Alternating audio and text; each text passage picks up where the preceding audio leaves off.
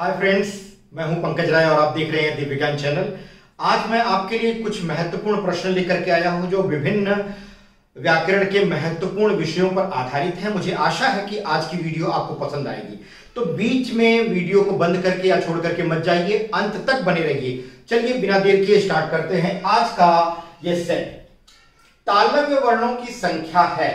पहला प्रश्न है, तालव्य वर्णों की संख्या है 5, 9, 11 या 7। बताइए जल्दी कितनी है, कमेंट करके बताइए। ज्यादा से ज्यादा लाइक भी करना है आज की वीडियो को। अगर आप इस वीडियो को देख रहे हैं तो ज्यादा से ज्यादा लाइक करेंगे और साथ ही साथ कमेंट जरूर करेंगे। पहला प्रश्न, तालव्य वर्णों की संख्या कितनी है, 5, 9, 11 या 7। तो जान लीजिए कि तालव्य वर्ण, पहली बात जान लीजिए कि कितने होते हैं और तालव्य वर्ण कहते किसको है। तालव्य वर्ण मित्रों जिनका उच्चारण तालु से होता है। तालु, ये कंठ है, कंठ यानी गला, गले से ऊपर आते हैं तो तालु आता है। जो बीच का भाग ऊपर का गहरा होता है वो तालु कहलाता है। तालु से बोले जाने वाले अक्षर हैं च, छ, ज, झ, इया। ये कितने हो गए? 5। यानी च वर्ग जो है वो पूरा तालु से बोला जाता है, ये 5 हो गए। इसके बाद ये जो है श, ये भी तालु से बोला जाता है, 6 हो गए। इसके बाद जो य है ये भी तालु से बोला जाता है। तो कुल मिलाकर के 7 वर्ण ऐसे हैं जो तालु से बोले जाते हैं। बहुत ही महत्वपूर्ण प्रश्न है। कई बार रीट के एग्जाम में, इसके साथ साथ सीटेट के एग्जाम में, टेट के एग्जाम में ये प्रश्न पूछा गया है। बहुत ही महत्वपूर्ण प्रश्न है मित्रों। आगे देखिए, देवर को स्त्रीवाचक बनाने के लिए आप किस प्रत्यय का प्रयोग करेंगे। देवर को, देवर शब्द है, देवर को स्त्रीलिंग बनाना है, किस प्रत्यय का प्रयोग करेंगे। प्रत्यय पूछा जा रहा है, उपसर्ग नहीं पूछा जा रहा है। प्रत्यय यानी वो शब्दांश जो शब्द के बाद में लगता है। ध्यान दीजिएगा, छोड़ करके वीडियो मत जाइए। ज्यादा से ज्यादा लाइक करना है और दोस्तों मित्रों तक ये वीडियो शेयर करना है ताकि ज्यादा से ज्यादा लोग जुड़ सके। कल बुधवार है, कल आपको सोशल साइंस से रिलेटेड एक वीडियो दी जाएगी ठीक 8 बजे, जो कि मैंने ऑलरेडी अपने कम्युनिटी टैब में एक पोस्टर लगा करके उसका दिया है कि आपको हर बुधवार और शनिवार को सोशल साइंस से रिलेटेड वीडियो प्रोवाइड कराई जाएगी हमारे चैनल के माध्यम से। सोशल साइंस में कौन कौन सी चीजें आएंगी, इतिहास आएगा, भूगोल आएगा और इसके साथ साथ अर्थशास्त्र और क्या, राजनीति विज्ञान, इन सब विषयों से रिलेटेड वीडियो हर बुधवार और शनिवार को ठीक 8 बजे आपको मिलेगी रात में। ध्यान दीजिएगा, देवर को स्त्रीवाचक बनाने के लिए, स्त्रीवाचक यानी स्त्रीलिंग में बनाने के लिए आप किस प्रत्यय का प्रयोग करेंगे। आई का, देवर में आई लगा दें, देवराई। कोई शब्द नहीं है देवराई, आनी लगा दीजिए, देवरानी। सही है, देवरानी। ठीक है, देवर में आनी लगा देने से देवरानी बना है और देवरानी स्त्रीवाचक शब्द है। तो इसका मतलब है कि देवर को स्त्रीवाचक बनाने के लिए उसमें आनी प्रत्यय लगाना पड़ेगा। आनी नहीं लगेगा और आवर नहीं लगेगा, इनसे कोई भी शब्द नहीं बनेगा। बी विकल्प सही है। तीसरा प्रश्न देख लेते हैं मित्रों, बहुत ही महत्वपूर्ण है। माटी की मूर्तें नामक रेखा चित्र किसने लिखा। रेखा चित्र गद्य की एक विधा है, जैसे जीवनी है, निबंध है, कहानी है, नाटक है, संस्मरण है, रिपोर्टाज है। उसी तरह से रेखा चित्र भी एक विधा है गद्य की। ठीक है, और माटी की मूर्तें, ये जो रेखा चित्र था उसको राम वृक्ष वेणीपुरी, याद करना पड़ेगा आपको, इसमें कोई ट्रिक काम नहीं करेगी। राम वृक्ष वेणीपुरी ने इस रेखा चित्र को लिखा था। बहुत ही महत्वपूर्ण है। अक्सर सीटेट से लेकर के टेट एग्जाम और विभिन्न स्टेट के टेट एग्जाम्स में ये प्रश्न पूछा गया है। आगे, राजस्थान में कौन सी भाषा बोली जाती है। एक्चुअली भाषा नहीं, बोली की बात की जाती है, लेकिन वहां के लिए भाषा ही समझ लीजिए। तो राजस्थान में कौन सी भाषा बोली जाती है। छत्तीसगढ़ी। छत्तीसगढ़ी तो छत्तीसगढ़ में बोली जाती है नहीं। खड़ी बोली ये दिल्ली और मेरठ के आसपास बोली जाती है। ठीक है, मेवाती या कन्नौजी। कन्नौजी तो कन्नौज साइड में बोली जाती है, सवाल ही नहीं है। मेवाती सही विकल्प है। यह राजस्थान की एक बोली है, लेकिन यहां प्रश्न दिया राजस्थान में कौन सी भाषा बोली जाती है। एक्चुअली ये भाषा के तौर पर वहां पर प्रचलित है, लेकिन यह बोली है क्योंकि इसमें साहित्य नहीं लिखा जाता।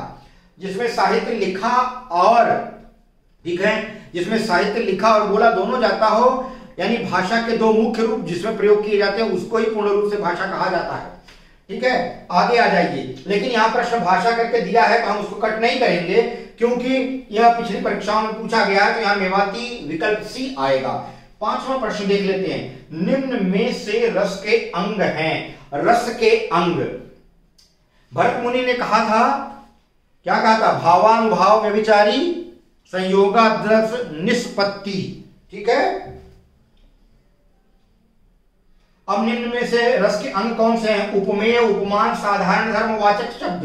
ये तो उपमा अलंकार के अंग हैं। उपमा अलंकार में क्या होना चाहिए? उपमेय भी होना चाहिए, यानी जिसकी तुलना हम कर रहे हैं, जिससे कर रहे हैं, किस गुण के कारण कर रहे हैं और किस शब्द से कर रहे हैं, तो ये तो उपमा अलंकार के लिए प्रयोग किया जाता है। तो पहला विकल्प पूरी तरह से गलत है। दूसरा विकल्प देख लेते हैं। उत्साह, क्रोध, हास और रति, ये है क्या? नहीं। ठीक, ये सब तो रस के अंग नहीं कहे जा सकते, क्योंकि यहां पर कहीं कहीं क्या दिया हुआ है? स्थायी भावों के नाम दिया हुआ है, तो ये भी नहीं हो सकता। आगे आ जाइए, सी विकल्प में अंग पूछा जा रहा है। स्थायी भाव, जो परमानेंटली मनुष्य के मन में हमेशा के लिए विद्यमान रहते हैं, उन भाव को स्थायी भाव कहते हैं। विभाव, अनुभाव और संचारी भाव, ये हैं रस के अंग। पाद, गण, यति और गति, ये जो चौथा विकल्प दिया है, ये छंद के अंग कहे जाते हैं। तो सी विकल्प इस तरह से सही है। छठवां प्रश्न देख लेते हैं। सदैव में प्रयुक्त संधि कौन सी है? सदैव शब्द में प्रयुक्त संधि कौन सी है? मित्रों, छोड़ करके मत जाइए, वीडियो पर बने रहिए। अगर आपको पसंद आ रहा है तो तुरंत लाइक बटन दबा लीजिए, साथ ही साथ वीडियो को शेयर करते रहिए। यण संधि है क्या? यहां पर यण संधि है। अब देखिए, मैंने आपको बताया था कि शब्दों को पहचानने के लिए अगर स्वर संधि है तो पहचानने के लिए क्या तरीका मैंने बताया था आपको पिछली वीडियो में, जहां पर संधि पहचानने का ट्रिक करके मैंने एक वीडियो बनाया था। वहां मैंने आपको बताया था कि अगर शब्द के बीच में आ की मात्रा, बड़ी की मात्रा, बड़ा ऊ की मात्रा आती है तो दीर्घ संधि होती है।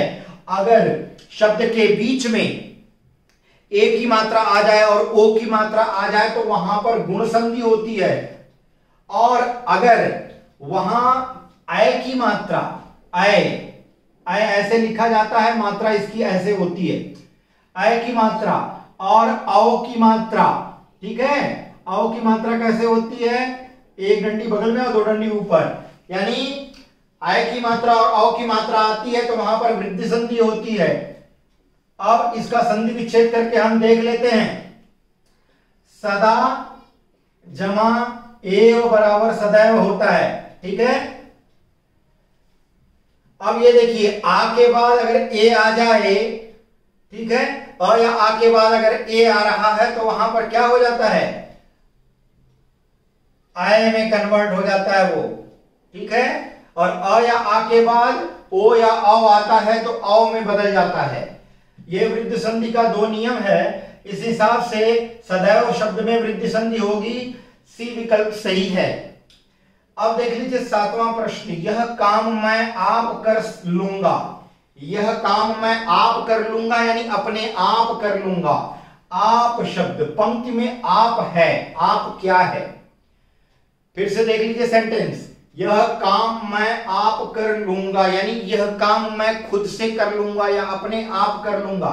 यहां जो आप शब्द आया है ये क्या है? ये संबंधवाचक सर्वनाम है या निजवाचक सर्वनाम है, निश्चयवाचक सर्वनाम है या पुरुषवाचक सर्वनाम है?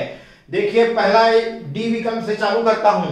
पुरुषवाचक सर्वनाम क्यों नहीं हो सकता? मैं कहता हूं पुरुषवाचक नहीं है, क्योंकि पुरुषवाचक में बात करने वाला यानी मैं और हम का प्रयोग करता है। बात करने वाला अपने लिए, सुनने वाले के लिए तुम और आप का प्रयोग किया जाता है। जिसके बारे में बात की जाती है या तो उसका नाम लिया जाता है या तो उसकी जगह पर वह, वे इत्यादि का प्रयोग किया जाता है। तो अब गौर करने वाली बात है कि यहां पर कहा गया है आप कर लूंगा।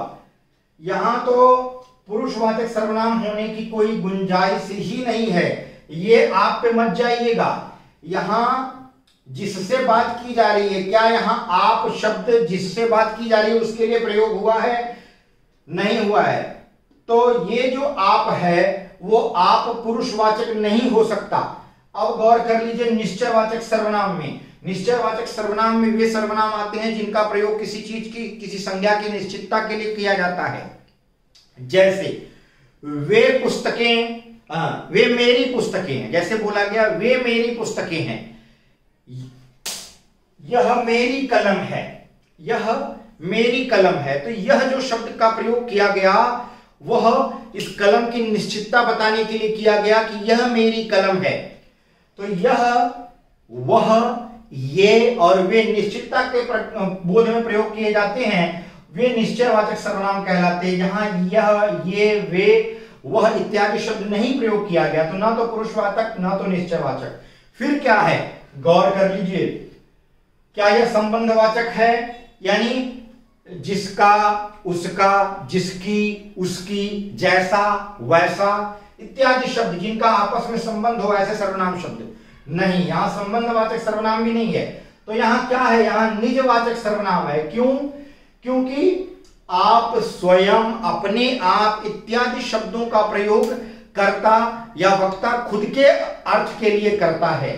यह काम मैं अपने आप या आप कर लूंगा। यहां पर आप जो है वो निजवाचक सर्वनाम है, इसलिए विकल्प बी सही है। 8वां प्रश्न देख लेते हैं मित्रों। छंद के अंगों के आधार पर गण कहते हैं। गण किसे कहते हैं? छंद का अंग है गण। मैंने छंद की वीडियो बनाई है और इसके बाद एक एक छंद पर भी वीडियो बनाई है। सममात्रिक छंद, विषम मात्रिक छंद, अर्धमात्रिक, अर्धसममात्रिक छंदों पर वीडियो मैंने एक एक छंदों पर भी बनाई है और एक साथ मात्रिक छंदों पर भी मेरी एक बड़ी वीडियो है, वो भी है, आप वहां जाकर के मेरे चैनल पर देख सकते हैं। छंद के अंगों के आधार पर गण, गण क्या होता है? छंद का अंग होता है। छंद में यानी जब कोई छंद लिखा जाता है, चाहे वो चौपाई हो, सोरठा हो, गीतिका हो, हरि गीतिका हो, वरवय हो, घनाक्षरी हो, रोला हो, सवैया हो, कवित्व हो, कोई भी छंद जब लिखा जाता है तो उसमें गण पाए जाते हैं। ठीक है, गण क्या होते हैं? अब क्या गण 2 वर्णों का समूह होता है? नहीं। 4 वर्णों का समूह होता है? नहीं। उपयुक्त में से कोई नहीं, ये भी नहीं। 3 वर्णों का जो समूह होता है वो गण होता है। ठीक है, गण में जैसे मान लीजिए ये जो लिखा है समूह, यहां 3 लेटर आए, स, म, ह, लेकिन म में दीर्घ उ की मात्रा आई, तो यहां पर एक गण मिल जाएगा। ठीक है, तो जहां भी किसी भी कविता में 3 अक्षरों का समूह वाला शब्द जो आता है वो गण होता है। ठीक है, तो 3 वर्णों के समूह को हम क्या कहते हैं? गण कहते हैं। विकल्प ए सही हो जाएगा। 9वां प्रश्न देख लीजिए। निम्न में से चांदनी का पर्यायवाची नहीं है। चांदनी शब्द का पर्यायवाची नहीं है, ऐसा विकल्प हमें ढूंढना है। गौर करिए, यहां पहला लिखा गया है चंद्रिका। चंद्रिका चांदनी का पर्यायवाची होता है, हमें ढूंढना क्या है? नहीं है, नहीं है, ढूंढना है। प्रश्न पढ़ते समय भी थोड़ी सावधानी बरतिएगा। अगर नहीं लिखा गया है तो गौर करिएगा कि आपको नहीं वाला विकल्प ढूंढना है। तो चांदनी तो पर्यायवाची है, ये गलत हो जाएगा। चंद्रप्रभा भी पर्यायवाची है, ये भी गलत हो जाएगा। कौमुदी भी चंद्रिका चांदनी की पर्यायवाची है, ये भी नहीं है। अब हमें ढूंढना है नहीं है, तो चंद्र जो है वह चांदनी की पर्यायवाची नहीं है, इसलिए सी विकल्प जो है वो सही होगा। 10वां प्रश्न देख लेते हैं। भाववाच्य में क्रिया होती है, यानी भाववाच्य का जब सेंटेंस लिखा जाता है।